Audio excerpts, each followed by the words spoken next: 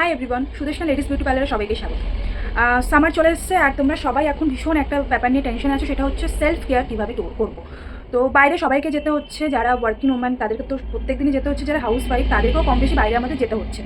তো আমাদের main problem হচ্ছে সামারে ট্যান পড়ে যাওয়া।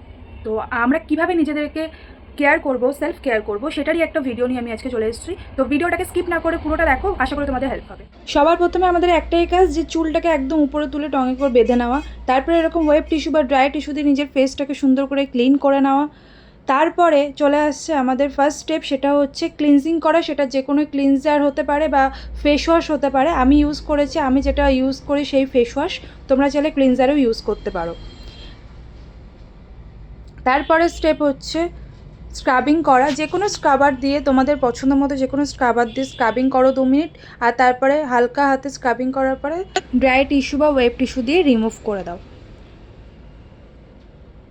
আর তারপরে স্টেপ হচ্ছে টোনিং করা। যে কোনো পছন্দের টোনার তোমরা এখানে ইউজ করতে পারো। তারপরে স্টেপ হচ্ছে মাসাজ ক্রিম দিয়ে নিজের ফেসে মাসাজ করা। নিজের ফেসে খুব একটা বেশি মাসাজ করা সম্ভব না, তাও যতটা সম্ভব ক্লিন করো, মাসাজ করো, যাতে তোমাদের ব্লাড সার্কুলেশন আরও ক্লিয়ার হয়।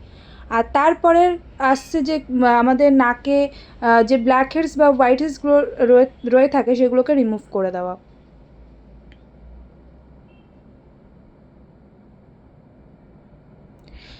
একদম লাস্টের স্টেপ হচ্ছে ডিট্যান প্যাক। সেটা যে কোনো কোম্পানির হতে পারে। আমি এখানে রাগা ইউজ করেছিলাম, রাগা আমার ভীষণ ভালো শ্যুট করে। তো রাগা কোম্পানির ডিট্যান দিয়ে আমি ডিট্যান প্যাকটা ইউজ করেছি। আর এটাকে 10 মিনিট ওয়েট করার পরে আমি ড্রাই টিস্যু দিয়ে আবার প্যাকটাকে তুলে দেওয়ার পরে লাস্টে আমি ময়েশ্চারাইজার ইউজ করে ছেড়ে দিয়েছিলাম। আর এই হচ্ছে আমার ফাইনাল লুক। দেখো কেমন লাগলো, ট্যানটা কি রিমুভ হলো, জানিও কমেন্টে।